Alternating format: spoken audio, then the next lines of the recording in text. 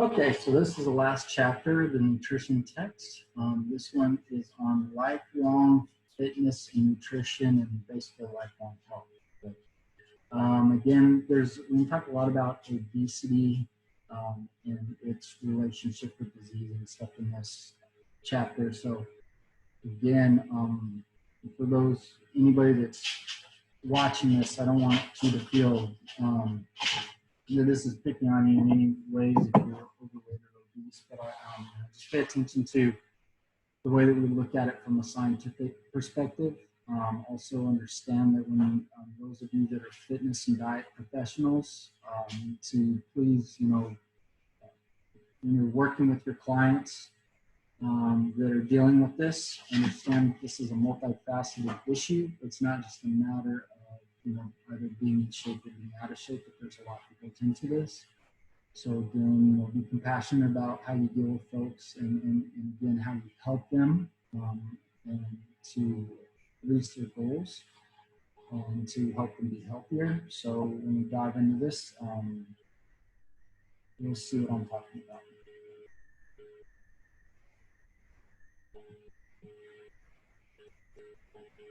about. Okay.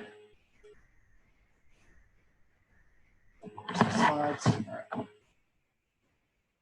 So diet and exercise for lifelong fitness and health. So we'll talk about the relationship between nutrition, physical activity, and lifelong fitness and health.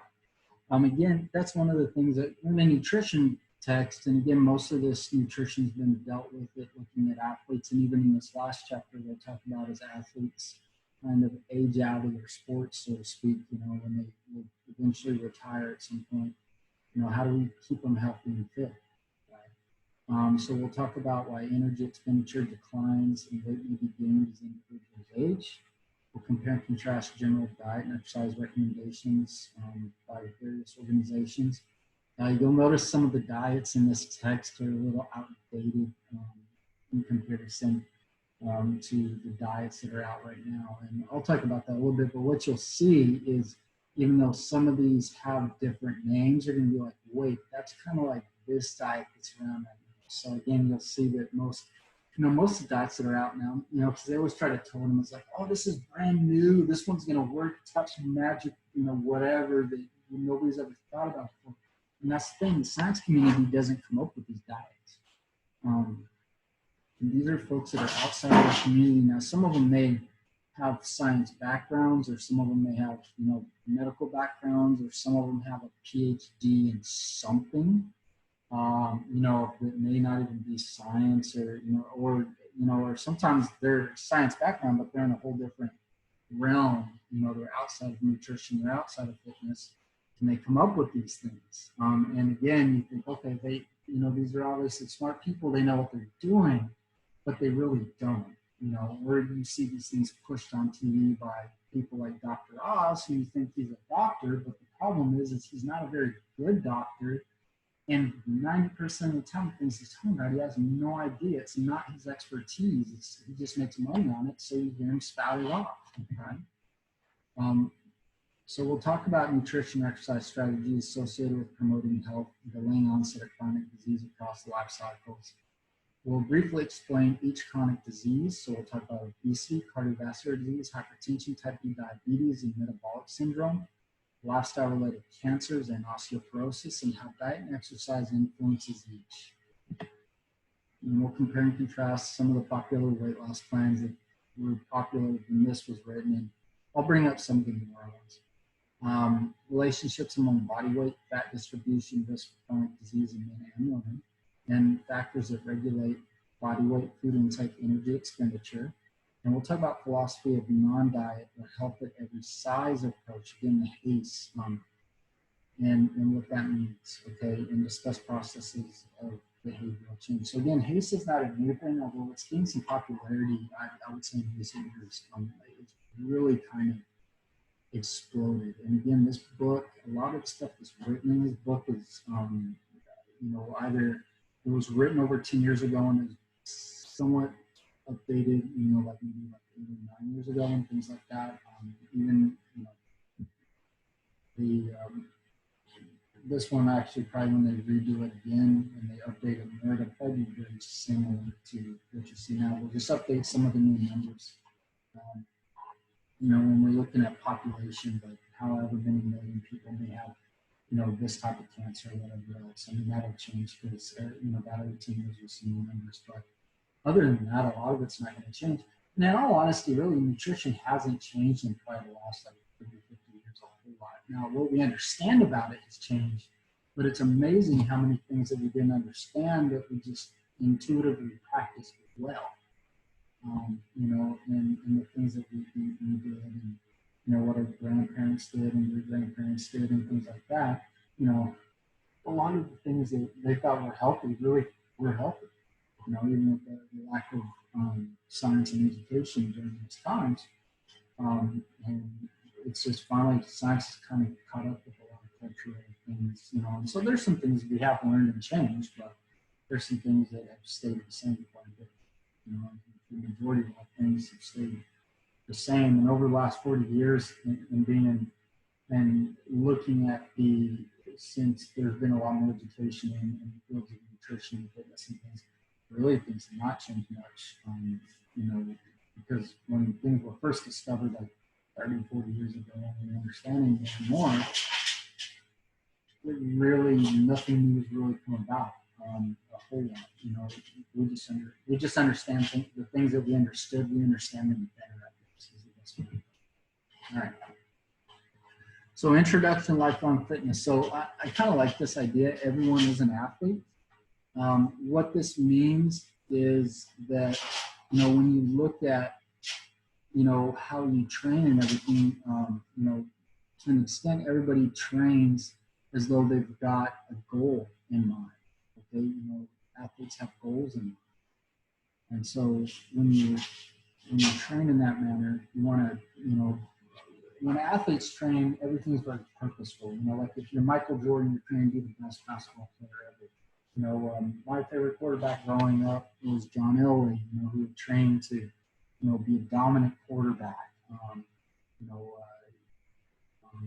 Baseball players, Bo Jackson, Ken Griffey Jr., these are guys that I really looked up to, again, just trained to be the best at what they did. And again, it's no different, even though if you're not an athlete, you still think as though you have an athlete, because you want to have goals. And again, you want to do your best to accomplish those goals. So when you're looking at fitness and you're looking at, your diet plan and everything, you want all that to line up to help you train for those goals. Okay, so again, few athletes remain competitive in their sports over a lifetime. We've got some athletes that have had some long careers. Tom Brady again, he's still, he's 42 or 45. He's still playing. He's going to play for the Bucs this year if the NFL resumes. But again, he's going to have to quit at some point. Football's, it's not a career sport. Now, golf, on the other hand, is one. You may see Tiger Woods, play competitively on tour for a while, and then he may move, eventually he'll move to the Masters Tour, and, he may be playing into the 70s or 80s. Who knows, right? Some sports do allow that. But being, he won't be at that same competitiveness, right? So as he gets older and his body deteriorates, he's, at 75, he's probably not going to be competing with 20 and 30-year-olds, even though he's still golfing. And there are some sports that allow for lifetime of, at least enjoying the sport. Now, again, the competitive part of it may not be there as much, but you just enjoy it. You look at surfers. I keep up with surfing. And one of my favorite surfers, even though he's retired, is Taj Burrow. And Taj Burrow is constantly still surfing, right? Yeah, I mean, he's not competing, but it's a love of his. It's something that he still does. He still enjoys. He still, puts time and effort into, and he's still doing those things. And so again, there are some sports that you learn to be able to do over a lifetime. Again, even though these might not be your sports, you may start thinking about sports, whether it's sports or other things that you may want to do over a lifetime, right? Again, you want to be physically active at every age. I always talk to my students about this. At some point, all your kids get out of the house or whatever else, maybe you retire, maybe you make enough money you can retire. So now you got time and hopefully you got money. You want to go travel and go do a bunch of fun things that you've been putting off that you just never had the time or money to do. And now you're 70 years old, but your body's deteriorated so much you can't leave your house. That's not the type of lifestyle I want to have when I'm in my 70s. I want to stay physically active from now until then and past then, because I would like to, at some point, when I have more time, go enjoy some of those things. Right? Be able to, go, maybe go tour all through Europe or parts of Asia and Africa and things like that, and actually have the physical energy to be able to go do those things, and see the world and see those things. But if I don't take care of my body, I'm not going to be able to do that. Okay? So part of it's being physically active. The other thing is making sure you have a well-balanced diet. Again, enjoy foods, but on the other hand, make sure you're getting foods that your body really needs for nutrients, and keeping the calories in check and things of that nature. Poor diet, like exercise, will promote chronic disease, right? And so, thinking about that, whether you have a short mortality span, so you die early is one thing, but morbidity is the other thing. I mean, somebody's got to take care of you. You can't take care of yourself. You can't go travel. Your family ends up having to put you in some facility where people have to take care of you, and maybe you live in that facility for 20, 30 years. I mean, to me, these are things that I don't want for myself. I wouldn't want for anybody in my family, or friends. And so again, and sometimes, your genetics, don't help out with that. So you can take good care of yourself and it still may happen, or, you get in a car accident, those things happen, that are outside of your control. But, if it happens because you didn't take care of yourself, that was in your control, right? So you want to do your best not to let those things happen. So poor diet and lack of exercise will promote that, and proper diet and exercise prevent or slow the progress of chronic disease. Okay, so I kind of hate the fact that we call what we do prevention, because in all honesty, in exercise and nutrition, we don't prevent things from happening. We may prolong good health for as long as it can be. So I always give examples like this. If you have a strong genetic disposition for a certain type of cancer or heart disease or something like that, the way you got to look at it is, if you have a poor diet, no exercise, that particular chronic disease might hit you in your 20s or 30s or early 40s with lack of taking care of yourself. Now, if you take really, really good care of yourself, those things may not start to come into play until you're in your 60s, 70s, or 80s. Or if you get really lucky, you end up living a long, healthy life. Maybe you die of some other natural cause or something else happens. And before the your genetics kick in because you took really good care of yourself, it didn't happen, right? So again, it's not that we prevent it.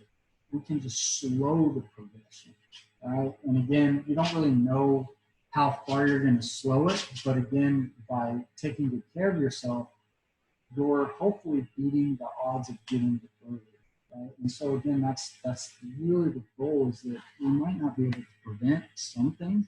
And again, there are some things that you might actually prevent. Again, the difference between having a really, really bad diet and no exercise and really, really good diet and exercise, there are some things that you may have just a little bit of a genetic disposition that you completely prevent yourself from ever getting. Okay. All right. So this is just showing a Olympic Games five-time medalist, gold medalist that stayed competitive for many, many years. And again, as he ages and everything else, hopefully he stayed healthy and taking really good care of himself. And again, in that particular sport, as a rower, there's a time where the younger guys are going to be right. doesn't mean he doesn't stop growing. You know, I don't really know much about growing, so I don't know, but you know, faster, stronger guys are always going to beat you out at some point. So that doesn't mean that he can't continue to do that over a lifetime, right? So post-comp athletes, most collegiate athletes don't become professional athletes, right? It's a really small percentage. I mean, you look at that, you know.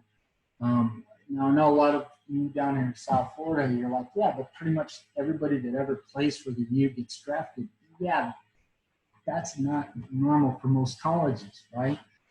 So, yeah, the U's got a lot of guys that get drafted, you know, for the NFL. But if you look at a lot of other colleges, you know, how many guys, you know, that are on the current rosters are going to make the NFL? You know, most of them aren't going to have anybody that make the NFL, you know, let alone ever start in the NFL, right? There's very few schools that put guys into the NFL and very few that start. You know, you look at the same thing with collegiate basketball, men and women's. You know, you look at they just had the women's draft. You know, there's thousands of players out there, but you know, there's only like a couple hundred that maybe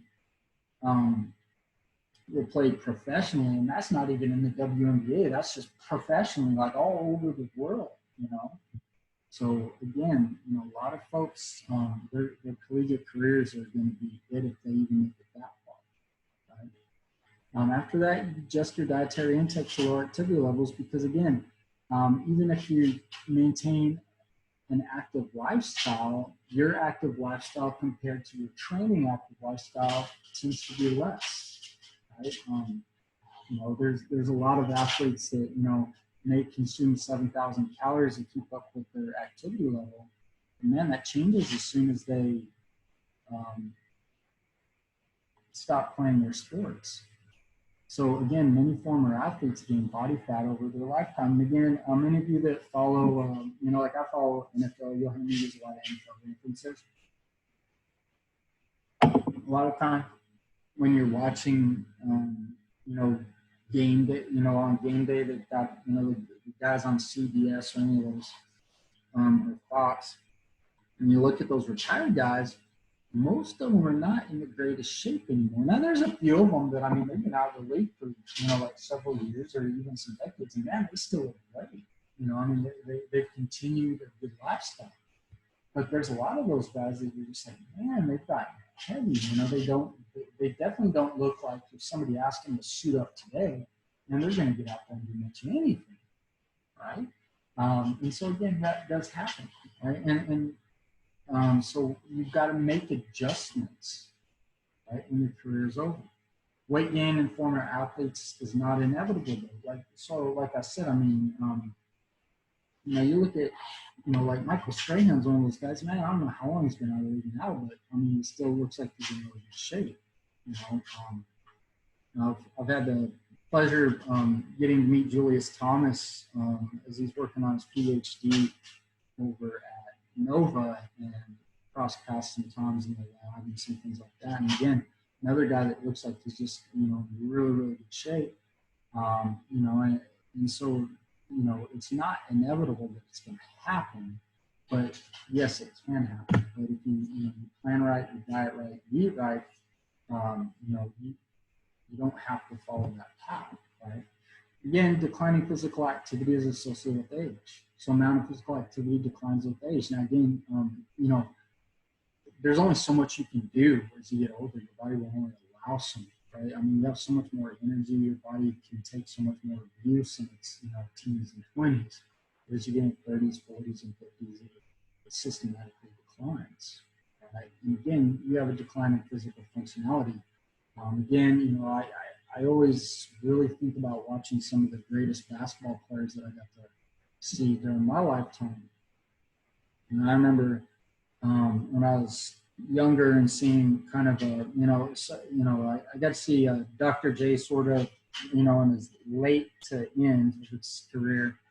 And you could definitely, he wasn't the same player he was in his earlier highlights. I got to see Michael Jordan, Magic Johnson, I got to see Magic Johnson, kind kind of in his prime when I was really, really young, and Michael Jordan started. I got to see both of those guys, you know, like just incredible, and see things decline. And then Kobe, you know, I'm the same age as Kobe. I got to watch his entire career and how, you know, and just again, and again, some of the things you'll notice are their physicality might decline, but again, you know, one of the things that you gain with time is wisdom, right? And so some of the things that we saw is even though some of those guys became less physically able in what they did, they were actually more dominant as they saw some of that slight decline because they were able to adjust their game, be smarter in their game, and actually they were highly successful even in the decline. But eventually, the decline will catch up, right? And eventually, they have to retire and they've got to hang up the cleats and everything else. Right?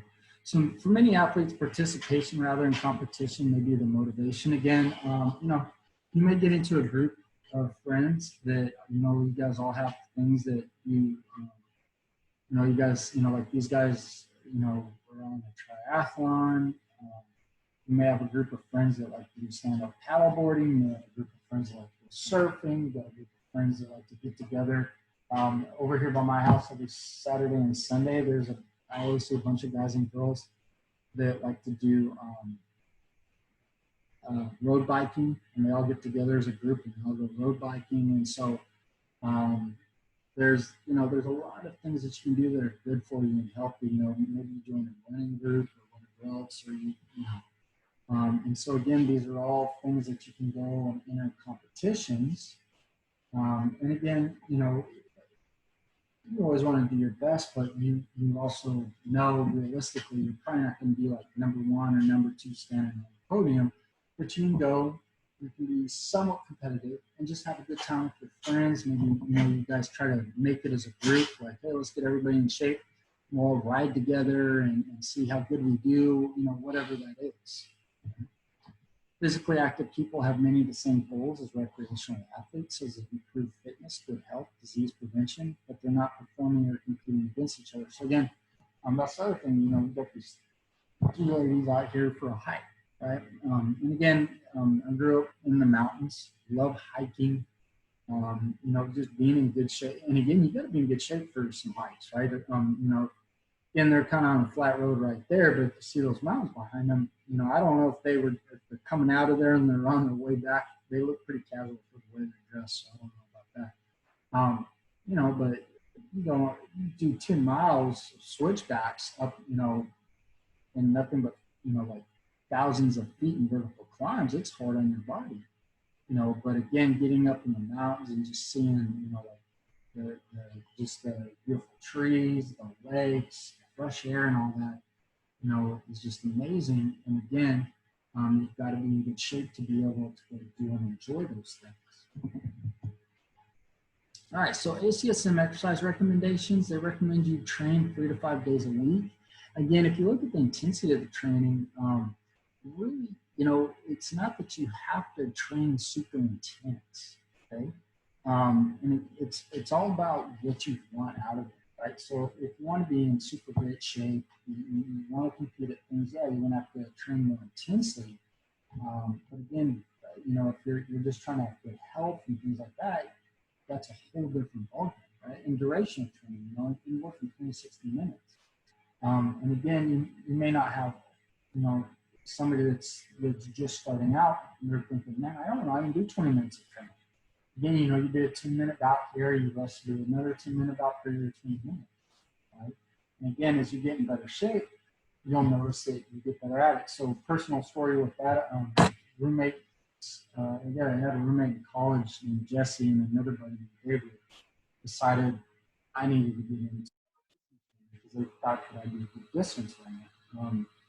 And so, you know, they started challenging. You know, I'd never run more than a mile in my entire life because we started running, you know, like a mile for like football or a mile for baseball in high school, just to see how fast we could do it. You know, and to me that was distance running. And they're like, no. We do like 3 miles up to like 15 miles and stuff like that. I'm like, oh wow, yeah, no, I'm not going to do that. But they talked me into it. So my first goal was to be able to do 2 miles continuous because I never ran more than a mile. So I used to run a mile on the treadmill, and then I would get off the treadmill, go get some water, come back, and then I'd run another mile. And then eventually I started doing that for 2 miles straight. And then I started doing 2 miles, get off the treadmill, and come back and do a third mile, right? And then eventually I was able to do 3 straight. I kind of worked my way up to 4. Then I started running outside with them and running like 3 miles, 4 miles, 5 miles.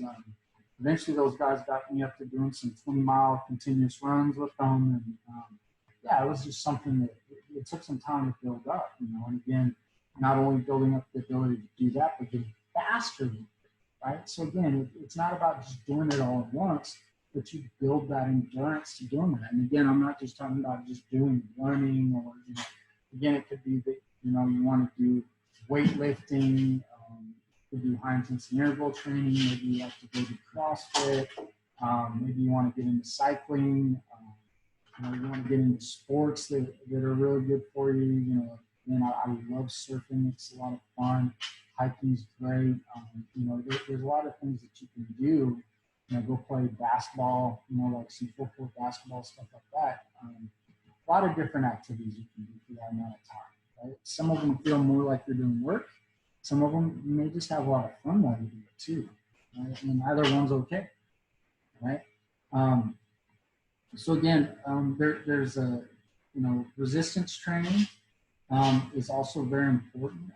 Again, you may not really be a gym rat or into all that. And again, you don't have to spend a whole lot of time resistance training. You don't have to like get up where you're like, deadlifting like 600 pounds or anything like that. But again, spending some time in doing that can add some really great health benefits and helps you keep your, increase your fat-free mass and do those things. And again, flexibility. It's one of those, you'll see some things that say, you really need to stretch, some other things that say you don't need to stretch. Again, there's a certain amount of range of motion you really need to work on and keep. There's ways you can do it. You can do, again, you can do static stretching if you want. So you can sit, or do yoga where you really feel motion and poses and reach your limits. You can do dynamic stretching. So, a lot of times you can get all your stretching kind of in this like movement warm up that you do. There's different modes of doing it, but there is, there is a range of motion that you should have of each joint that is acceptable, and you don't want to be under that. Okay? So impact of overweight and obesity on chronic disease. Disease lasting 3 months or more that can be treated but not cured is how they define chronic disease. In the US, 70% of all deaths are related to chronic disease. Again, this is old text. I don't know what the new statistic is. Poor diet and lack of exercise are major contributing factors. Now, again, we'll talk about the health at every size. I've seen some folks, again, who are on the far end of that, like, a little bit like kind of, like, lack of better term, they've gone wackadoodle with it, okay? Where they're just really seeing that overweight and obesity does not lead to any type of health deterioration or chronic disease. And and they're even citing, like there's no research on it, but there was a lot of research on that, okay? Some of it shows some direct cause and effect. Some of it shows some indirect cause and effect. And even the indirect cause and effect, when you really, again, if you critically think, it makes sense when you see those things. You're like, okay, yeah, if you do this, it leads to this, and we know that this leads to this, and this leads to this. So again, we know that these things are contributing factors and that they're major contributing factors. And again, with that knowledge, it doesn't mean that, if you are in one of those two groups or know people in those two groups, that fat shaming or any of that stuff is acceptable in trying to help somebody to get healthy. Okay? And that's not what I'm saying. That's not what anybody else would say in my field that really has good knowledge of these things. What we're saying is, again, you need to be sensitive to where they're at. You need to be sensitive to how they feel about where they're at. And you need to help them in a constructive manner be as healthy as they can so they can live their best life. And again, it's not all about looks, but about, again, being able to go and do the things that you want to do and love to do and never, ever feel discouraged about doing something because of the fact that you're overweight or obese or out of shape, and you're like, man, I love to do that, but I can't. I just physically can't because I'm not right. It's about being constructive and helping them achieve things so that they're able to go do things. And again, it doesn't have to be, a lot of people think, oh man, you got to work out all the time, you got to be really restricted on your diet, and it's really not that. Okay? It's about finding activities that you like to do, that you really love to do, almost every day, if not every day, and just making small changes in your diet. Right? A lot of people, it's not, a lot of people just got to make a little change here or there, and all of a sudden they'd see some really great health transformations. Right? So the way to look at this slide is to look at the left as here's what somebody's diagnosed with. On the right, here's the contributing factors to those deaths. Okay, so they call them leading causes of death and they call them actual causes of death.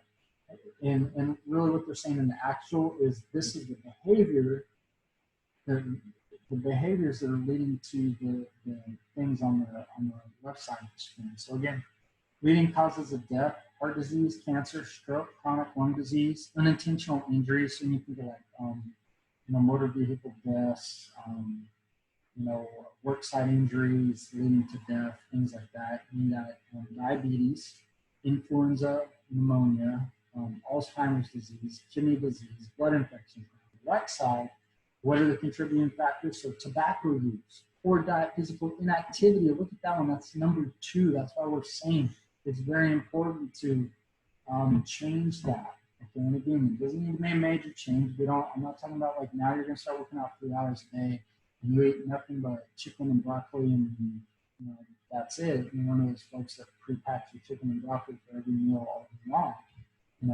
That's not where I'm going. I definitely don't advocate that. Now, if you're a bodybuilder and that's the way that you do your thing, and that's the way you do your thing, right? Alcohol consumption, again, doesn't mean that a little alcohol is going to, cause things that's, a lot of people just overdo it and don't have any control.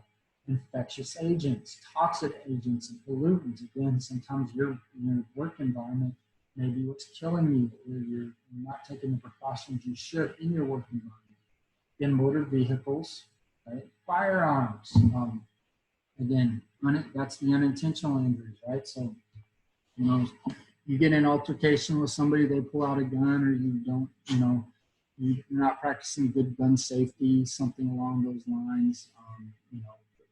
Leads to that. Sexual behavior, not practicing smart sexual behavior, and illicit drug use. Again, it's not a good idea to experiment with drugs. I've got friends that they did those things and they're like, oh, I never got hooked on it, whatever. But there's other folks that will tell you the opposite. And again, are you the kind of person that easily gets addicted to drugs or doesn't? You don't know until you try it.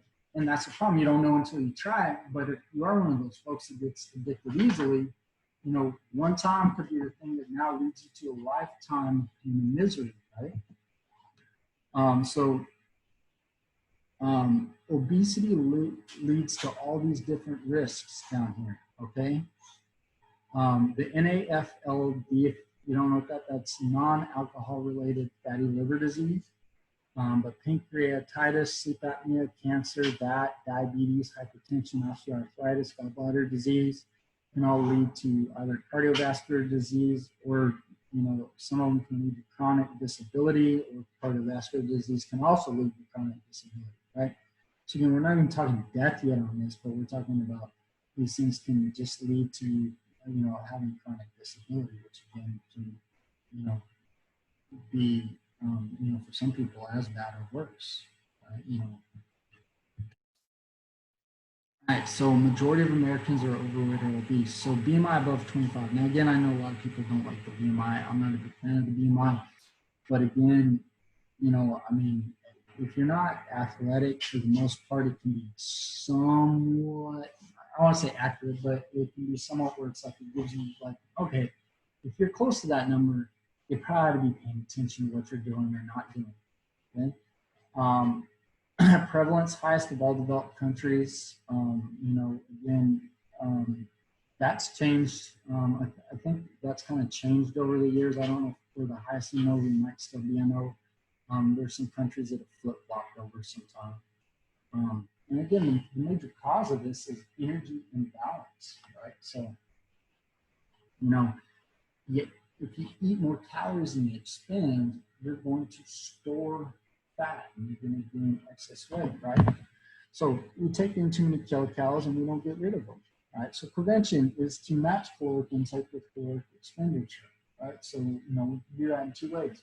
We lower the calories we up the calories we expend, and again, the mix of both is really the healthiest way to do it. You know, for many reasons. One, you may be well above your energy expenditure. So if you want to do a diet alone, and that's going to be a huge intake of how many calories you're going to put out.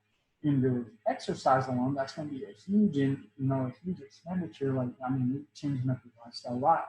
You know, where it's like if you just do like a little bit more exercise, do a little bit of the diet, you know, you may hit that, right? And again, if you're in the obese range, you may have to kind of do this for a while. You know, or if you're in overweight range and you want to get down and everything, you do this for a little while and you stay here. And then once you get your body all lined up, you work our way back to where these two things can be out. Right? Again, eat predominantly because of physical hunger. Again, that's, you know, that's something, you know, like your mind can get tricked up with that, right? And again, that's something to be very mindful with working with clients, because again, they may always feel hungry even when their body doesn't need something, okay? And there's different things that might trigger that. So just be aware of that. So, you know, again, I don't like that particular point that they make on this. Appropriate portion sizes. Again, that's a good way to start, I think, with most people anyways, is eat the foods you like. You know, again, now if they have a really, really bad diet, and the fact that they're not getting in some good nutrient-dense things, again, I never take foods away, but what I might say is, look, let's not, you know, like every time you eat this particular thing, let's not always pair it with this other thing that, you know, both caloric dense, you know, nutrient dense.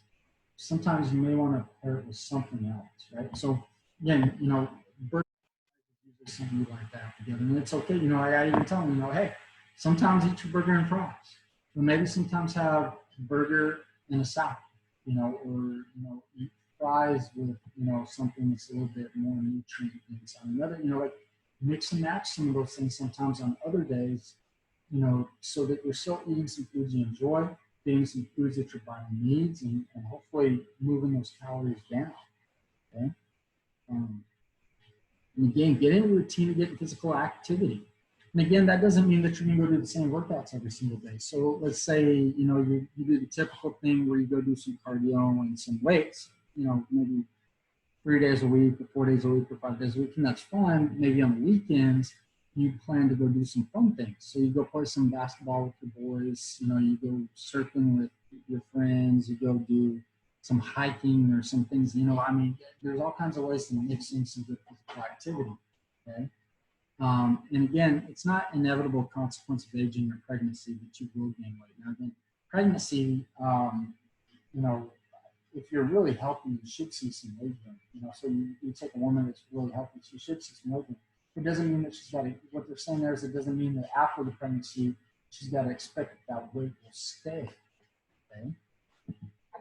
All right, so modern lifestyles that promote weight gain through abundant food and lack of physical activity. So we've got the Big Mac and large fry there on the left. Again, they're really picking on McDonald's on this slide. But anyways, so, and again, I would never say don't go to McDonald's, you know, I mean, but you may want to go there, one, less frequently. Then, you know, like, especially if you're visiting and going there like several times a week, maybe go less frequently could be one option. Two, don't always go get the Big Mac and large fry. Maybe get some smaller options, or, you know, try to pick some things, you know, that are a little bit more nutrient dense on other days. If, you know, like, let's just say that you don't really have another option where you got to go and you got to go to McDonald's on Monday, Wednesday, Friday, right? So when you go, don't always get the Big Mac and fries. You know, maybe once a week or once every other week, you get the Big Mac and fries. Other days, look for some lower calorie options. And if you can, try to find lower calorie, higher nutrient dense foods on other days. And maybe do that 2 out of the 3 days. And maybe like you can eventually get it where you can go, you know, like Big Mac fry Monday of week 1. The rest of week 1, you get the lower calorie, high, you know, higher nutrient dense foods. And then week 2, you do that all of week 2. And then by week 3, you get the Big Mac and fries again. You know, however that, you know, again, it may take some time to work your way down. So if you always get the Big Mac and fries every day, the thing I would challenge you, you know, if you go 3 days a week, is pick which day you want 2 Big Mac and fries, and pick one day where you're not going to do that. You get something a little bit more nutritious, right? And work on that for a couple of weeks. So say Monday and Friday, you get the Big Mac and fry. And on Wednesdays, you do something, you know, like you get it, you know, like say you go with a salad or something else, or maybe like a chicken sandwich. Maybe it's got some less calories. I don't know how much a chicken sandwich has, you know, calories. I'm not a big fan of McDonald's. It's not really my favorite, but let's just say it's got less calories, right? And so you get chicken salad and maybe some other side instead of fries. I don't know, you get small fry or something like that. So you've got less calories that day, you know, and maybe it's a little bit more nutrient dense. I don't know. Just depending on how they do their chicken. So you do that for a week. You know, if you make it, do it again next week. You know, if you're feeling like, hey, I'm gaining some ground, try to do it for 2 days on the third week. You know, if it feels like that was just a little bit too much, back it up a little bit for week 4, right? Until you feel ready to, you know, and again, that's really the way that I feel people need to work. It doesn't, you know, a lot of people feel they've got to do this 180, when really you just got to chip away at things, you know, because again, we're looking for and creating a habit of your life, the long haul. I'm not looking for you to start a new life on Monday.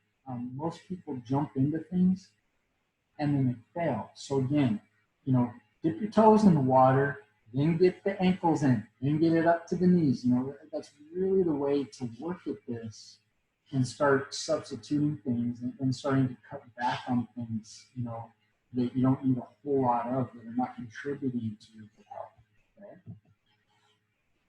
All right, so overweight's a BMI at or above the 85th percentile when you look at percentages in childhood and adolescent obesity. Obese is BMI at or above 95th. Most obese children cannot grow out of it. It's harder when the younger you are developing bad habits, it's harder to break those habits. Because again, if mom and dad are letting you do whatever you want, now again, we see the other, you know, on the other hand, I've seen with some folks who grew up in really strict homes, by the time they get to college, man, they just go nuts, right? These are the ones that like, man, they, you know, they go out and party and drink too much, and again, you know, like their diet just goes up because they, you know, they're like, oh, cookies all the time. I'm, you know, I only got to have cookies at Christmas and Easter, you know, and so they just go nuts, right? Or they're never allowed to have those things at all, right? And so again, that's why it's healthy to never have things, look at things as bad food, because again, we, you know, people go crazy when they get the food, right? And so at the other hand, folks that never had any type of guidance or any type of restriction don't learn to develop discipline either. So there's a mix of having discipline and also freedom and being able to learn how to balance those two. And it's a good thing to teach as a parent to your children, right? That there's room for both, right? It impacts health at an early age. We've seen kids, you know, they're starting to show kids with, you know, like early signs of cardiovascular disease, you know, even as young as 5 years of age, in comparison to, you know, years and years ago where we never saw that, right? And so again, it's a combination of behavior, environmental changes that cause it. So those are the things that need to be changed. Right, so here's Susan, a former collegiate basketball player. I don't know who Susan is, but if you look at her, you know, looking at this picture, I think she's still playing collegiate basketball. Or, I mean, again, she looks, you know, like she's been keeping up with her regimens and taking good care of herself, right? So again, it's not inevitable that when you're done with your sports, all of a sudden you're going to. So again, lifelong commitment to a lifestyle that includes healthy foods and activity, right? So again, if you eat a caloric deficit of about 500 to 1,000 kilocalories, can lead to 1 to 2 pounds weight loss per week. Again, maybe that's too much for you. Maybe try 250. Again, if you feel hungry at 500 and you just feel like you can't do this thing, try to get to a 250 calorie deficit. Now again, you're not going to be losing, 1 to 2 pounds. You might be losing half a pound to 1 pound, just depending. But again, with that, you're still losing, right? And the thing I encourage, and some people even look at this and are like 1 to 2 pounds a week. That's not that much. I'm like 300 pounds. So after a week, I'm like 298. What, was that really a difference? It is, because if you look at it, the thing I always tell people, you look at it over a year, so if you look at 1 pound, let's look at that. Let's look at the conservative one on here. 1 pound a year, or I mean, 1 pound a week, excuse me, a year. There's 52 weeks in a year. So if you could lose 1 pound for each week, man, that's 52 pounds. That's a big chunk of weight right there, right? So, you 300 pounds, you're now down to 248. That's a big difference. If you're at 200 pounds, you're now down to 148. That's a huge difference, right? Some people don't need to lose 52 pounds. They don't need, to be healthy, they don't need to lose 52 pounds. Or if they lost 52 pounds, they now have to gain some weight back, right? I mean, that's a big difference. Now, again, if you were able to do where you could lose 2 pounds a week, that's 104 pounds a year. Right? That's the size of like a 14-year-old, right? That's a big difference. Okay. So again, popular weight loss diets on here. Atkins. Now again, funny thing is the Atkins diet's changed over time, but you'll see the Atkins diet on here is pretty much what we call the keto diet now. The Zone diet, Weight Watchers was around then. It's around now. They call it the WW diet. I think that they're calling it, the WW diet now. Oprah's trying to make it cool. So they're giving it a new, fresh look. And then the Wellness diet. Now this text says that was popular. At no point during any time that I've been in school, other than reading this book, have I ever heard of the Orange diet. So, I don't know who wrote that part in. Apparently, wherever they live, the Orange diet was popular. Right? So, Atkins, very low carbohydrates. Sound like keto? Moderate to high proteins and fats. Sound like keto? Yep. Low fiber intake is not good for you. Intake is not counted, but likely is less than usual. It's not likely. If you're losing weight, that's the only reason you lose weight is your calories went down. It's not the fact you cut carbs out. It's the amount of calories you cut out because you cut carbs out. Okay. It wouldn't matter if you cut fat out or a combination of carbs and fat out. You lost weight, right?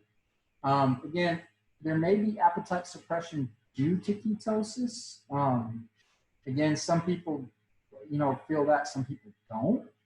So then you may cut carbs out and, yeah, I'm doing fine for a while. And then all of a sudden you're like, nope, I'm hungry again, right? And then I'm hungry for carbs. Again, your body likes to burn carbs.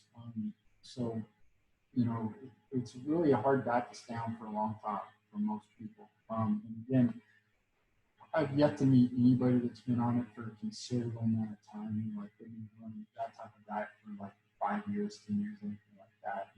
Usually I've met some folks that have been on and off it over several years, but nobody that's ever just stayed on it for that time. Okay? And considers the degree of insulin resistance. The Zone diet is a low carb, high protein, moderate fat diet. Again, 40%, it's amazing. Like you think that's low carb. Well, it is. When most athletes, especially what this book looks at, you're looking at like 50% to 65%. Most athletes on diet is carbohydrates because again, it's really valuable fuel. So that would be low carb. All right. Their emphasis is on unsaturated fats, moderate fiber. Again, this one's a little bit better to me because again, they're making more health conscious choices in the types of fats you're taking in. again, trying to get more fiber into the diet, which is good for you, versus the Atkins versus like the keto diet. Caloric intake, not counted again, but it, you know, apparently this diet gets you at about 1,000 to 1,600 kilocalories a day. For most people, especially active people, that's going to, you'll see the caloric deficit of that. Okay? Number of carbs, protein, and fat blocks limited. Again, considers glucose and insulin responses to carbohydrate foods. Again, not a diet that I'd be a big fan of. Some of the stuff that's in there. You know, I don't like I said, I don't like to tell people they can't eat. I just don't like that protein. Ornish diet is a high carb, moderate protein, very low fat, emphasis on plant foods, like that part, high fiber, like that part. Caloric intake, again, is not counted, but you know, calories, if you're losing weight, your calories must be lower than your calories. Goal is prevent reverse heart disease. Weight loss may be a consequence of the diet. So again, it's there to help with heart disease. Oh, and being made watchers. And then there's a moderate carb and protein, low fat, moderate to high fiber. Now again, I think they've kind of changed their way they do things. I don't know if they try to do the moderate carb or anything like that. I know they use the point system. So, you know, a lot of times we're putting on there that they are tailoring their diets for you. So if you like to eat higher carbs, they might tailor it where your point system allows you to have higher carbs, but just lowers your fat intake over the day, something like that. You know, so you know, however they tailor it based on you input your stuff into their little computer program. It's still a point system. Thing I like about it is, yeah, it's simple. Some people, it makes life simple for them to do all that, and they can always like put things in there and say, okay, well, I plan on eating this at breakfast, right? It's the point to have this in there. If that works for them, great. You know, I'm not going to down that. The thing I don't like with it is that I don't like with a lot of things is a lot of people just do things without thinking about what they're doing. I honestly believe even if you're going to do Weight Watchers, I would highly recommend try to understand what it's doing and why it's doing it. I mean, really understand what you're doing with the food that you're taking in, and really understand what you're doing with exercise. Again, that's one of the things I don't like personal trainers that are like, oh yeah, I got a system that makes people lose weight. I got a system that makes people build muscle. And they don't tell their clients what they're doing. And I think, you know, it's ignorant. You as a client you don't ask them like, okay, why am I doing this exercise? What does this exercise do for me? And again, you know, some of them might not know, so they give you some weird, like, you know, garbage answer. Man, don't hire those trainers. A good trainer, by the time you get done training with somebody, you should be like almost have like basically your bachelor's or like almost be like a master's level, you know, like in school with the amount of knowledge you have of exercise physiology, nutrition, and all these things. You know, like that's really what you should expect out of your trainers. They're going to educate you as they get you in shape. Okay, I really think that's what makes a good trainer is they can educate you on what you're doing, why you're doing it, and what, you know.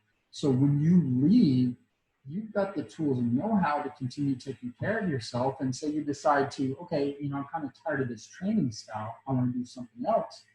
You could do that and still see success because you understand how it works and you understand what you're doing and how to do it. All right. So here's the thing. There's no single weight loss plan that's proven to be most effective. Okay. You know, different people have different needs, different wants, different foods that they love, and so on and so forth. So again, the one thing that's going to be constant is you need to be active, right? So activity is number one. Like I always, you know, people are like, oh, you know, are you saying activity and not diet? No, I'm not saying that. I'm saying you need to be active, right? Then you got to figure out the diet that works for you. And you're like, well, isn't that your job? No, it's not your job. You know, I'm an educator, but again, if I worked as a nutritionist, you know, for somebody, my job is to help them create their own diet because what I do and eat might not work for you, right? And I completely understand it might not work for you for several reasons. One, maybe my activity is too high Therefore, if you ate what I ate, you gain too much. Maybe my activity is too low. So if you ate what I ate, you lose too much and be way too hungry. On top of it, what I eat, you may not like, right? And so understanding that, you've got to help people create diets that are their own personal diets. So if I've got like 5 clients, I've got John, Jess, James, Jasmine, and Jebediah, all James, right?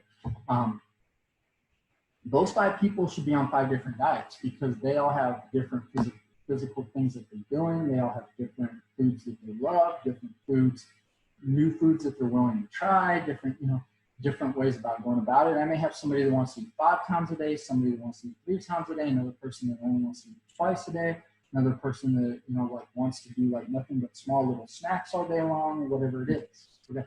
And all those can be effective for those people. Okay, so understand that.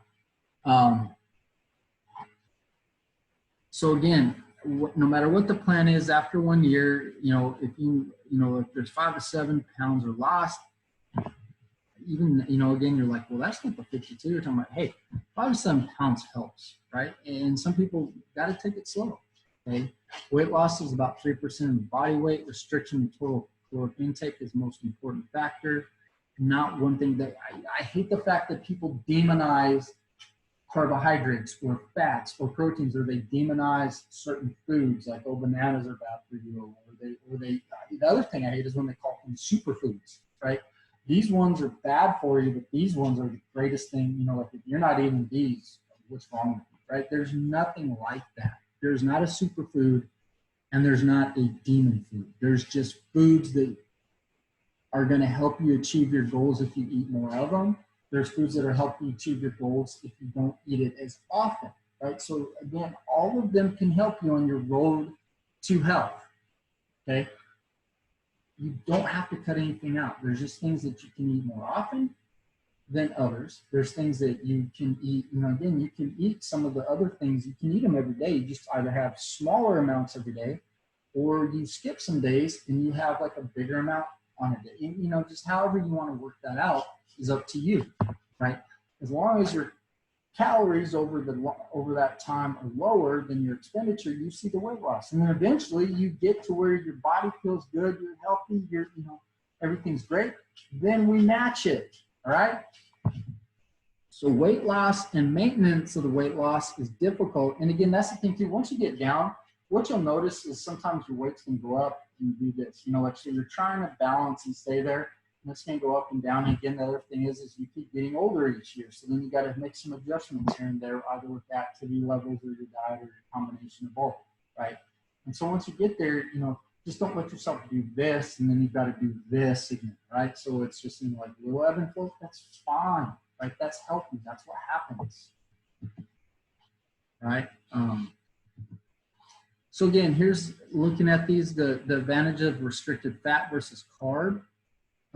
Restricted fat eliminates nutrient with the greatest caloric density. Fat is easy to overconsume, low fiber, pleasing taste, widely available. Some scientific evidence of weight loss success. Self-reports of weight loss success, National Weight Control Registry, reduces total cholesterol and low density lipoprotein cholesterol.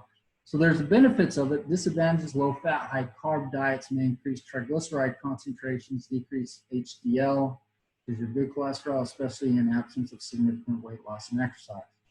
Other hand, if we do low carb diet, focus on high fat, protein foods, favorite foods of some people, right? So again, they're eating what they like, reduces appetite in some due to ketosis. Again, they put it as it always does that. Some people will report that, some people don't. Some studies show greater weight loss than with low fat. So again, and if you look at these studies, you're like, oh, keto's what I need to do.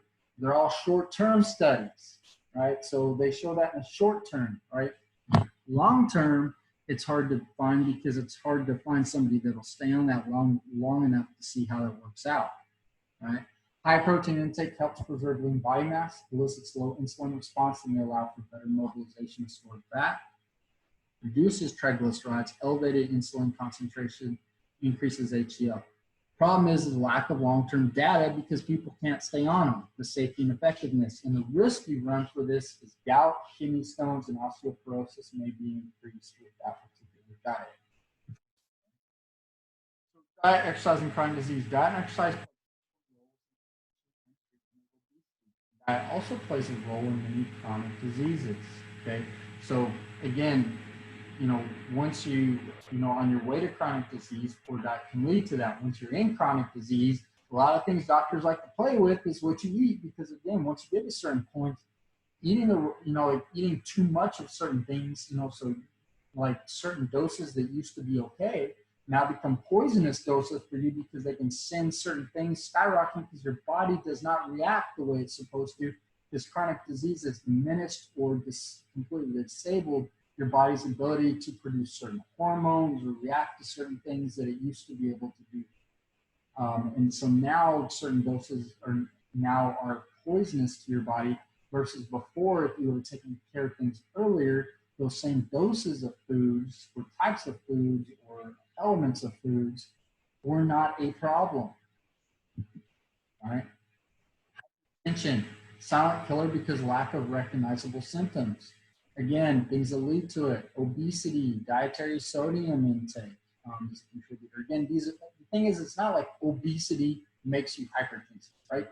It's a contributing factor. Again, other things that contribute to it are going to be your genetics and so on and so forth. So all the things that I'm about to list are contributing factors, right? So dietary potassium intake can reduce blood pressure. Also, if you, we're in the chapters before this, when we're looking at like the vitamin chapter, mineral chapter, so potassium in the mineral chapter, if you get toxic levels, can actually mess with your heart as well. So again, be careful with that, right? So getting the right amount of potassium can reduce your blood pressure. Endurance training can reduce hypertension. All right. Now, again, depending on how high it is, so if you have really bad hypertension, you gotta be careful, because if you go out for a run, especially down here in Florida where it's 90-some degrees and the humidity is really high, you might kill yourself on your first run. So again, you've got to work with your doc on that, depending on where your hypertension's at. DASH diet is a diet for high blood pressure and folks with heart disease and so on and so forth. And again, moderate exercise, right? So these are all things that may help with hypertension, as well as taking blood pressure meds and those type of things. Diabetes, impaired carbohydrate metabolism. So type 1 diabetes results from an inability to manufacture insulin. Again, they really missed the boat on this slide, because they go down to prevention. You can't prevent type 1 diabetes. That is 100% genetic. Again, you're born with it, but it shows up when it shows up. Okay, some folks it shows up when they're really, really young. Some folks it shows up in like later elementary, sometimes in your teens, sometimes in your early 20s, right? So it just there's at some point your type 1 diabetes is going to make itself present, and there's nothing you can do. It's genetic. Now, type 2, again, some people have a higher genetic predisposition to have it. But again, your diet and exercise have a huge factor on keeping that in check, or never allowing it to become present in your life, right? So again, these are older statistics, but prevalence is 21 million in the US, 57 million are pre-diabetic. Again, those numbers I'm sure are higher now. Prevention: maintain healthy weight, consume a healthy diet, and have routine physical activity, right? And again, some people may do that. They may still have such a high genetic component that they eventually get it. But again, by doing those things, it kept you from getting it earlier in your life, or it might help you keep it in check in the pre-diabetic range, or the lower diet, where you can manage it, right? So again, taking care of yourself is going to be extreme importance, right? Again, they keep showing these slides, so here's Freddie, who's the former high school athlete, who has not kept up with the physicality that he should have, right? And kept his body in check and in health. And again, it doesn't mean anything, right? So again, we can work with Freddie. We got to figure out what Freddie likes. Freddie likes dark stout beers. That might be Guinness, I don't know. So again, am I telling Freddie not to drink beer anymore? No. Now, we may want to, I don't know how much beer Freddie drinks. We may want to reduce that. We definitely want to get him more active, look at some other components of his diet, and get Freddie healthy. right? You know, make sure he's healthy and happy and able to do the things he likes to do. All right. So cardiovascular disease is diseases of the heart and vessels. Atherosclerosis is process begins in childhood and adolescence. Prevalence is 26% of deaths in US each year are contributed to cardiovascular disease. Symptoms typically none while developing. Blockage can lead to chest pain, heart attack, or stroke. Again, the difference between heart attack and stroke is location, right? It's like real estate, location, location, location. So you block arteries to the brain and you block arteries to the heart, can cause either heart attack or stroke. So this is what it looks like. So you see the amount of plaque buildup and you see how it restricts the flow of blood that can get through there, right? And as it chokes off and chokes off and chokes off, it eventually gets to where nothing can get through, right? And so this is you know, a picture of it, you know, and again, that this is a very advanced development of plaque in the arteries, right? Maintain or achieve healthy weights. And again, you know, some people are like, why does it's not just weight that plays a difference. So again, part of it is when you get rid of excess body fat, that changes some of the numbers of things floating in your bloodstream. Okay, as well as the fact that when you have a better diet, that changes some things that are floating in your bloodstream. So you're looking at things like, you know, it'll change your where you get it. You know, you add in exercise, good diet, all those things. All of a sudden, your HDL cholesterol goes up, your LDL goes down. You've got less plaque building up in there. You may see some reversal of some areas if it's not too far gone. You know, again, when you lose some of the body fat, there's other contributing factors. You know, once you lose some of the body fat, your body feels lighter. You feel like you can do more. So, you know, you start with a little exercise, your body gets in better shape. You can do more exercise. You can be more physically active. Again, which raises your HDL even more. So there's a lot of contributing factors. I only touched on like a little bit of it in that little, you know, like rant I went. You know, there's a lot of other things. You know, the hormones change and so on and so forth. You have some enzymes that change. You see a lot of other things change. Okay? So again, consume healthy diet, maintain progress to minimum of 150 minutes of moderate intense exercise a week at least, and then, you know, you just start seeing more and more benefits. Again, you can't do anything about that. You know, it's not one of those things where you can just choose to be whatever age. Although I know some folks that, you know, been celebrating their 29th birthday for like 20 years now. That means absolutely nothing. They're still getting older. All right. Cigarette smoking is a major contributor. Family history of early heart disease. Again, doesn't mean you're going to get it, but it means that you need to be very aware of it and take care of yourself. HCLC is 40 milligrams or higher for men, and HCLC for women is 60 or higher.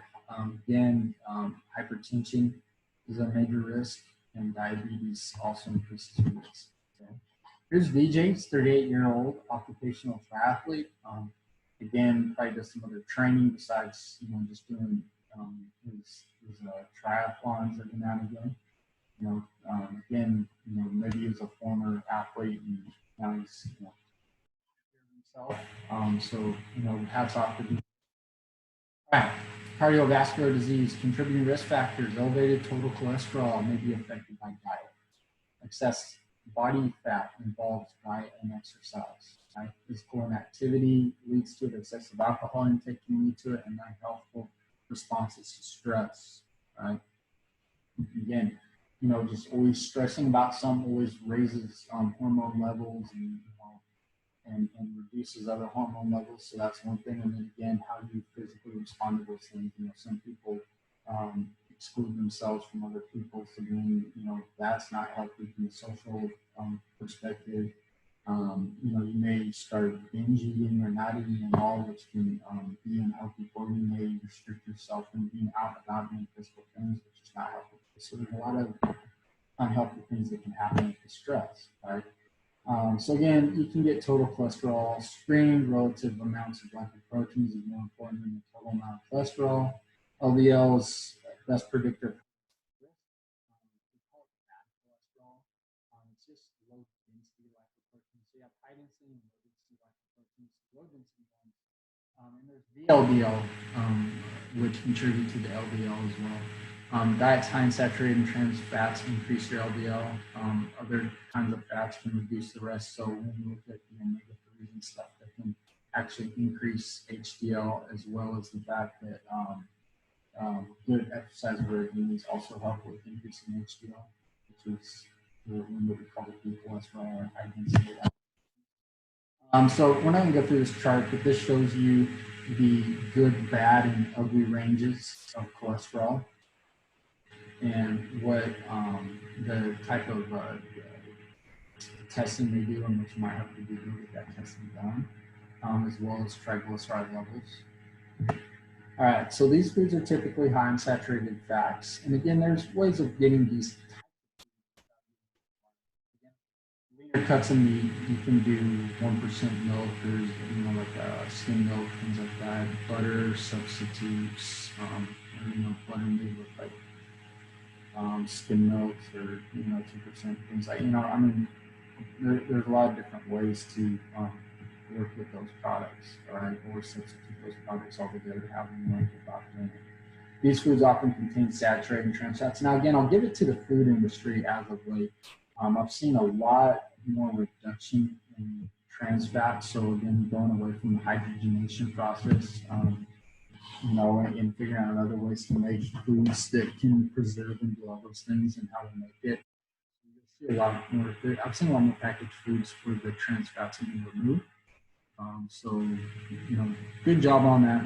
Again, just be aware that they're out there. There's still products that have them. So just, again, you don't have to come completely out. Just limit the amount that you get. And limit your saturated fats as well. Again, these are foods that contain cholesterol and saturated fats. So you guys can go back and look through this particular slide.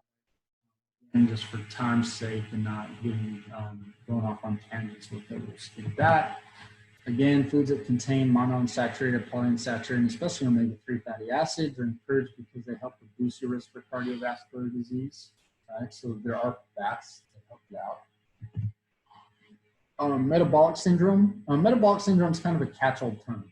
It's sort of like COPD. You can have emphysema, a lot of different breathing issues, asthma. They all follow under what's called COPD, so chronic obstructive pulmonary disease. Metabolic syndrome is sort of the same thing.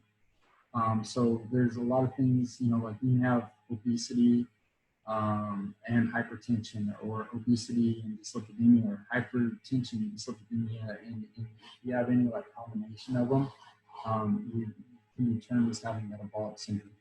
All right, glucose intolerance, insulin resistance, they all fall under there. Obesity and insulin resistance, upper body obesity, visceral fat is easily mobilized.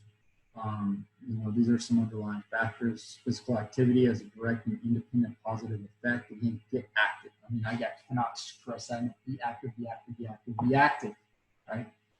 Again, you don't have to be a gym rat. You don't have to go to 24-hour fitness or Planet Fitness or any other fitness. Just be active, right? Choose what you want to choose, and just, stick to it, have fun with it, whatever gets you out there. A lot of people think like I don't know, like people fear to talk to me sometimes about my view on fitness. I think because a lot of folks that know me just know me as like, oh yeah, he's into fitness, he's into nutrition, he's into those things.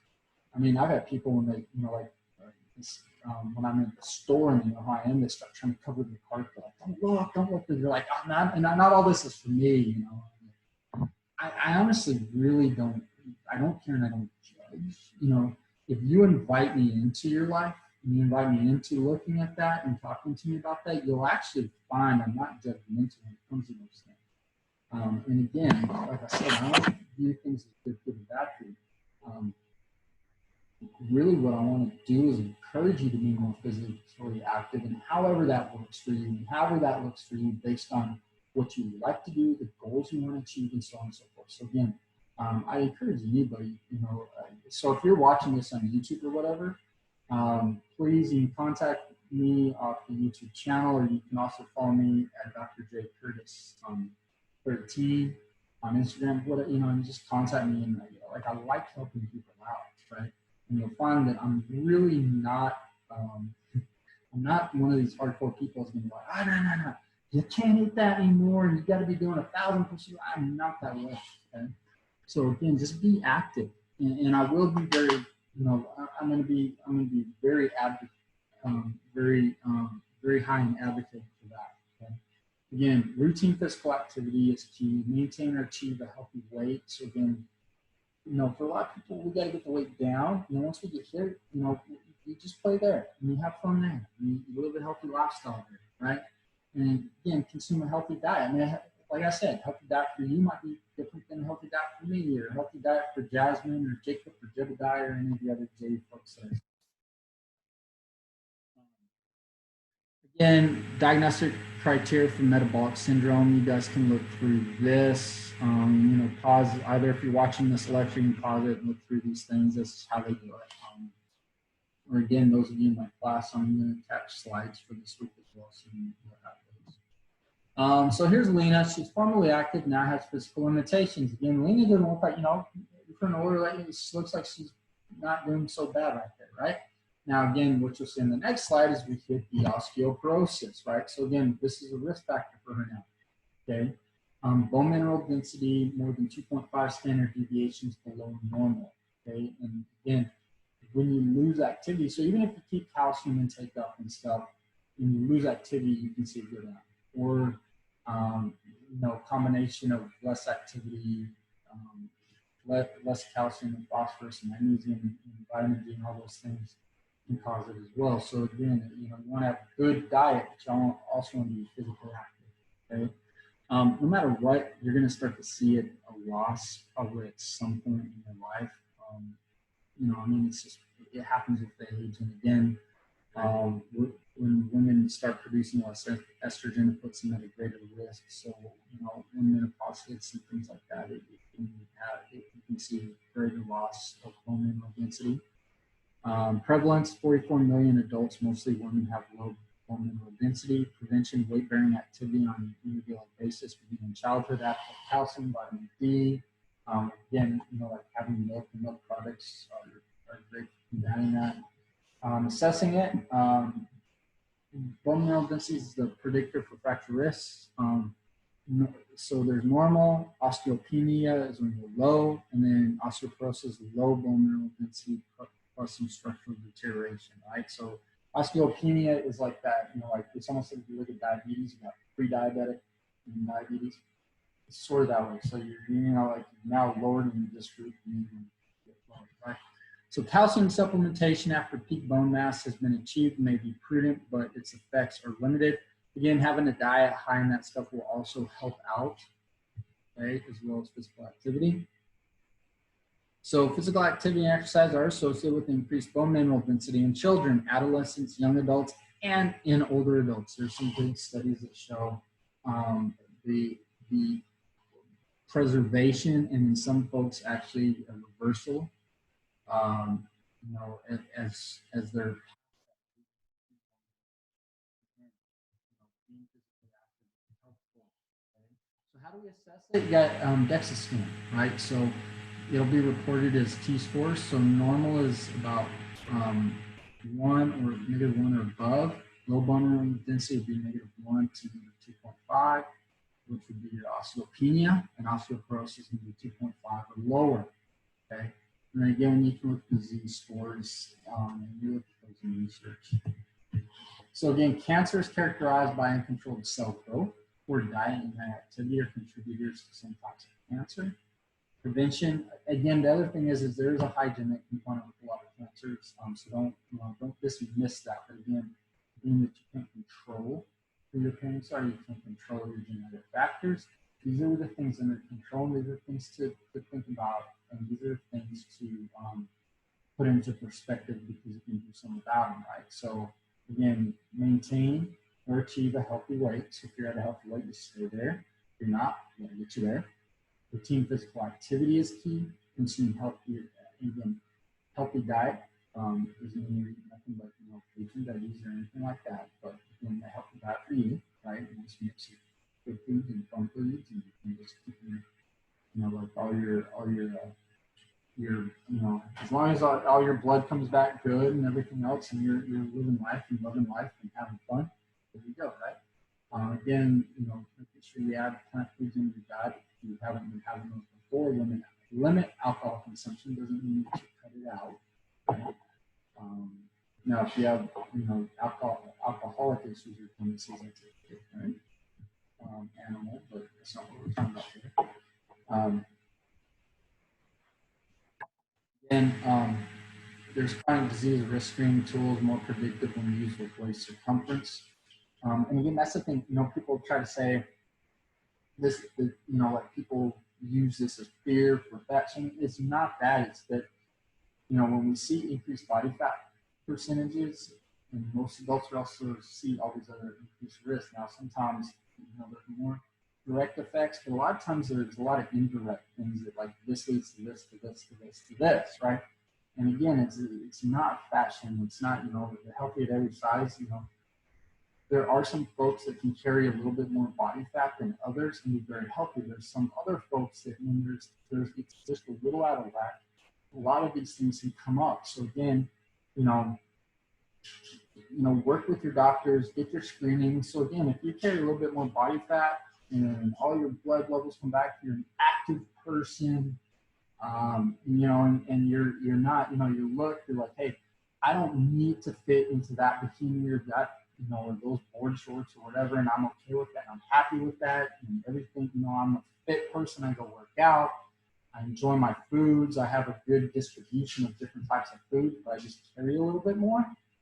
That is completely fine. And again, that's, you know, I'm definitely not against that. I'm you know, glad that people can be in that realm and be happy in that realm. And, you know, as well as other folks that might be super jacked or ripped in that realm or whatever else, you know, or everything in between. It's just, there's a certain point at which, you know, if you carry too much, everybody in that range, you know, when you get into the obese ranges, you know, you really start to see where a higher majority of people really start seeing more risk factors. And that's really what I'm talking about here. Okay? So don't ever think that it's like, okay, if you're not super fit, then that, you know, no body shaming. That's not what's being said. Okay. Again, cardiovascular fitness, strong influence. Body fat distribution can have a strong influence. So where you carry it, and that's the other thing too. A lot of times what you see on the outside might not be what's going on the inside. Some folks can look actually very skinny. They're very non-active. They have a bad diet, and their body stores a lot of visceral fat, which you don't see. And so you may think they look healthy, but they actually have a high body fat distribution, and it's all in the really, really dangerous spot. It's all visceral, or mostly visceral. Okay. And so again, it's not about the looks, right? It's about the fact that that fat now can disrupt the functioning of the organs that it's now surrounding. Okay. Disease risk is associated with increasing BMI. And again, I don't like BMI as a thing, but again, most of you probably don't want to go into a lab and get your actual body fat measured, which is a really better indication. This is a scale we use because it's easy. Anybody can do it. You just need to know your height and weight, and there you go. Or you can do the circumference measurements, and again, there you go, right?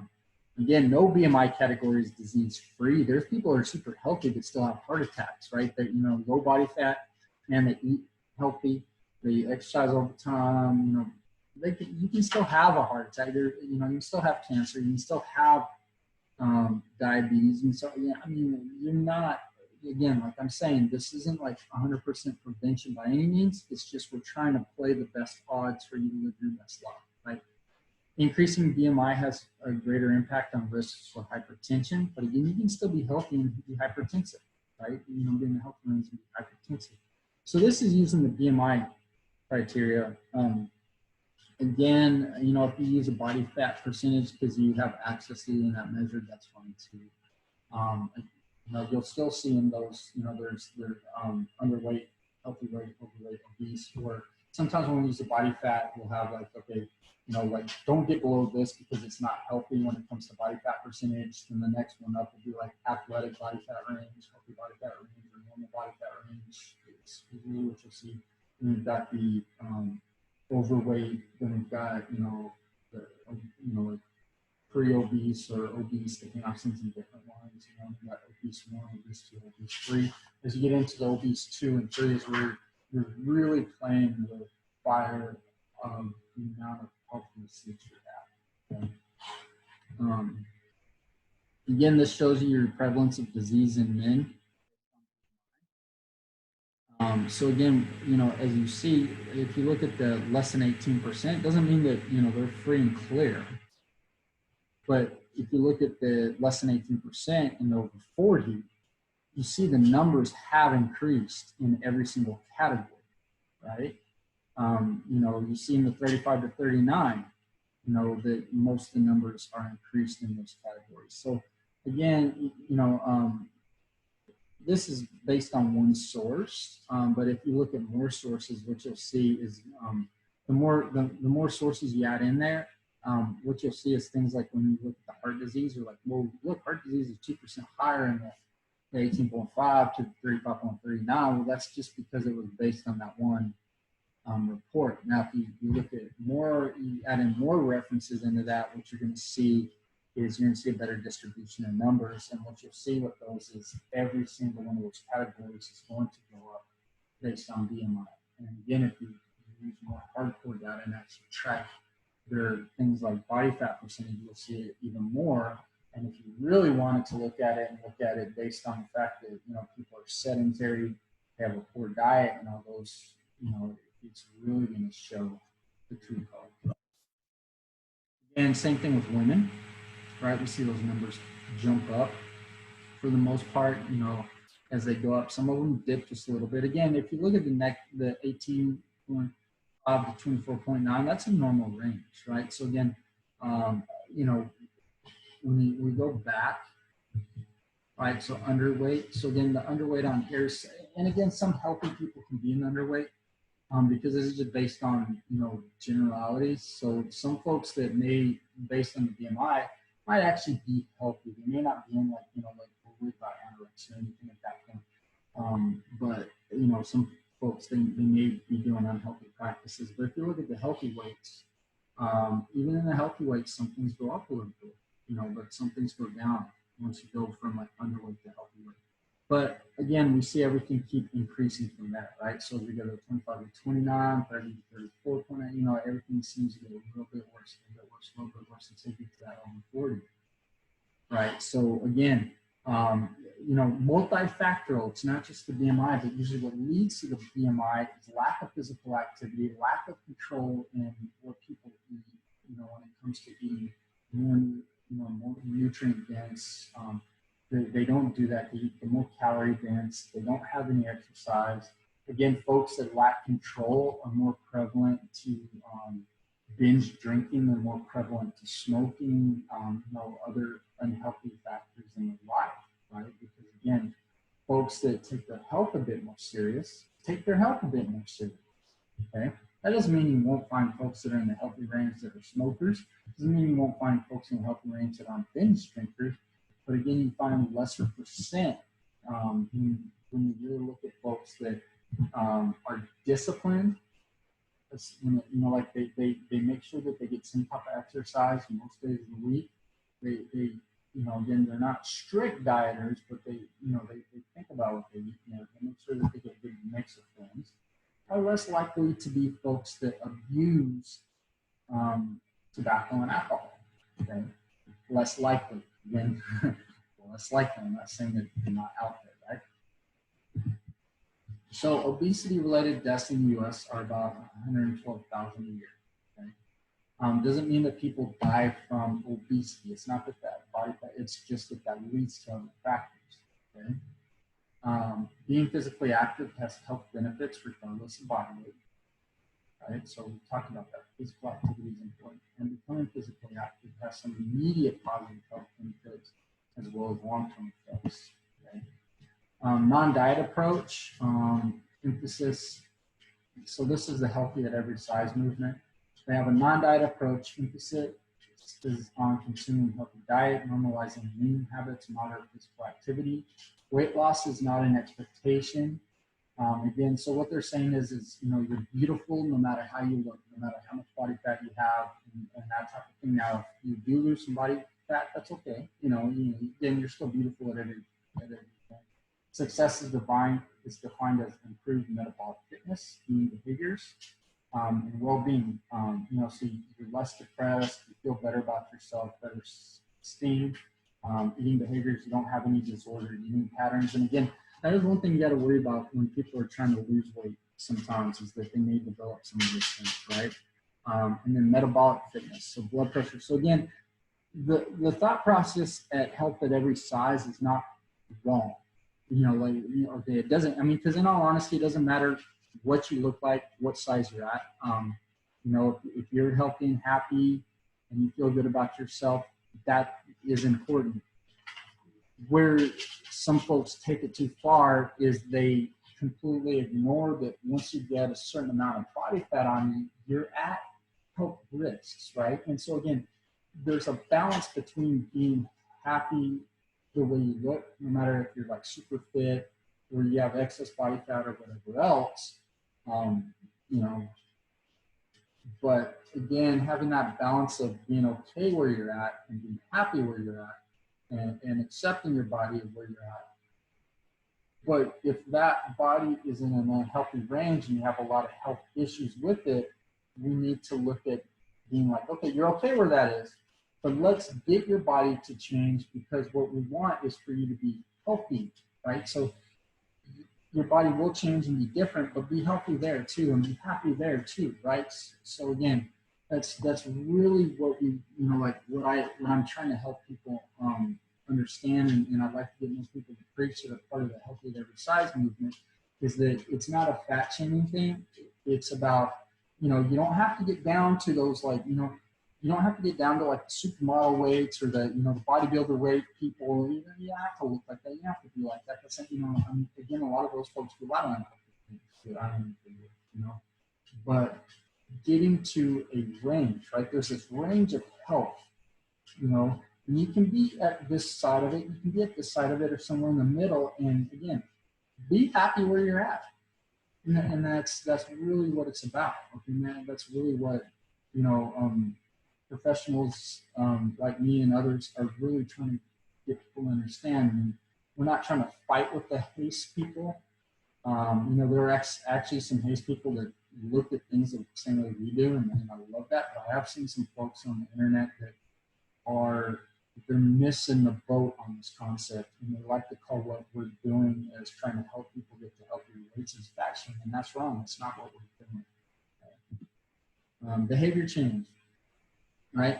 So you got to know what makes people do what they do, right? So what things, what environments, what things, put you in positions where you overeat, or you don't work out, or, do unhealthy things for you. So again, the knowledge, attitude, behavior helps with that. Again, knowledge is a driving force. Most people do not change behavior based on knowledge alone. There's a health belief model.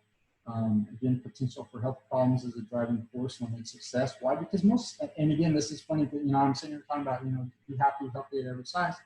But a lot of times when you tell people like the health issues, nobody worries about their health issues till they have them.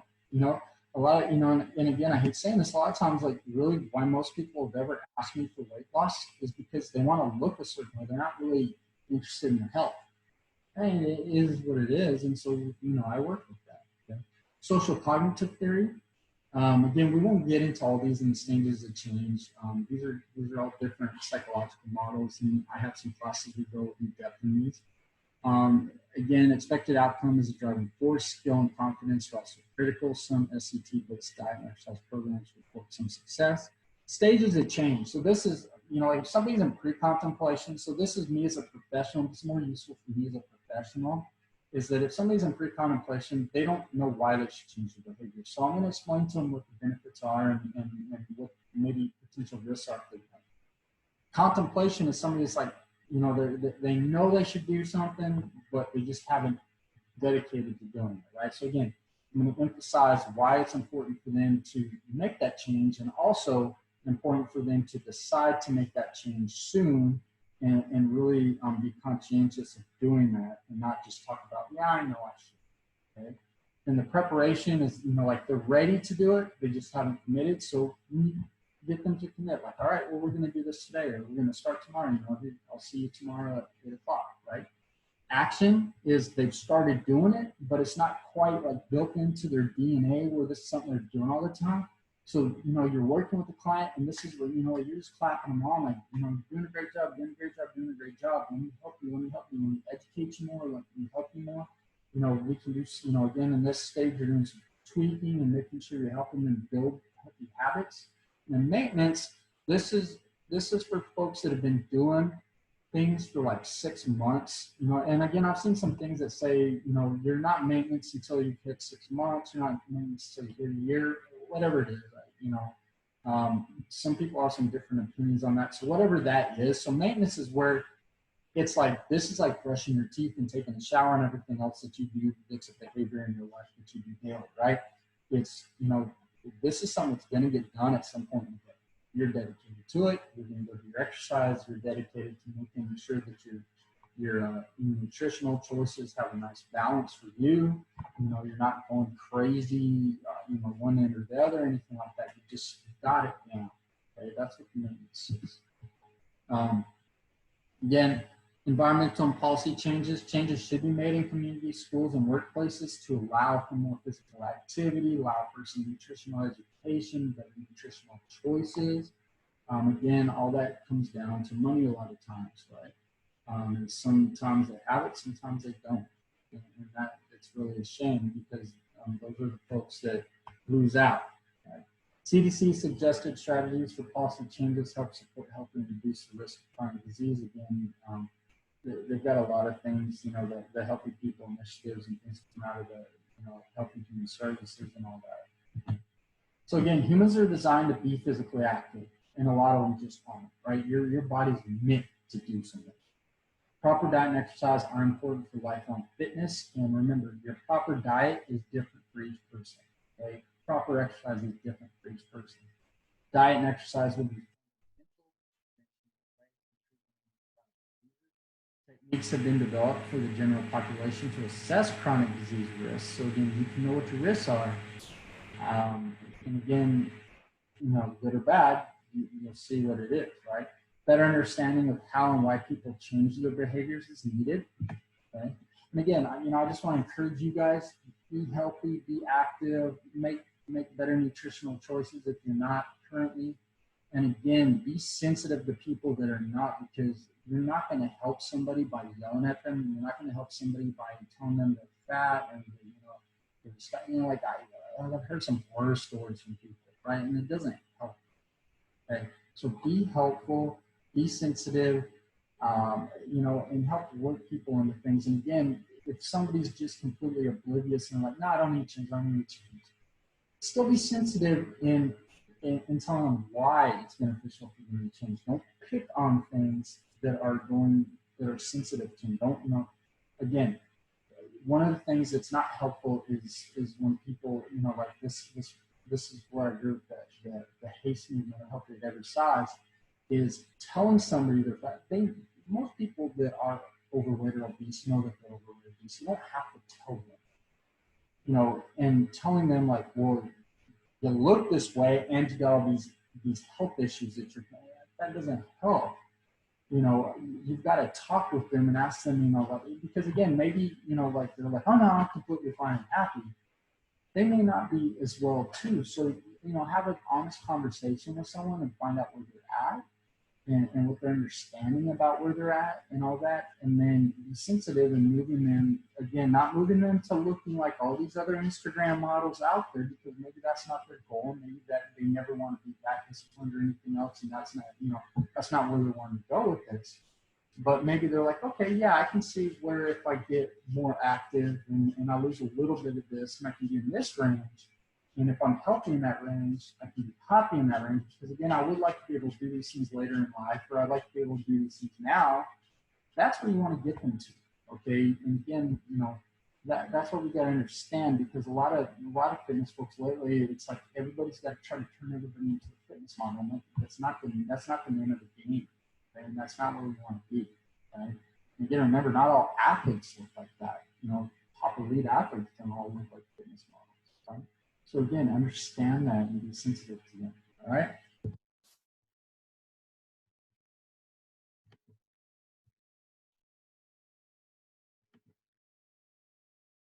Okay. So that's that for that last chapter of nutrition. I'm going to stop the recording, and next time that you guys will see me on here, we'll be going over research methods, which might not be very interesting to any of you guys outside of my class, unfortunately. Maybe it is. I don't know.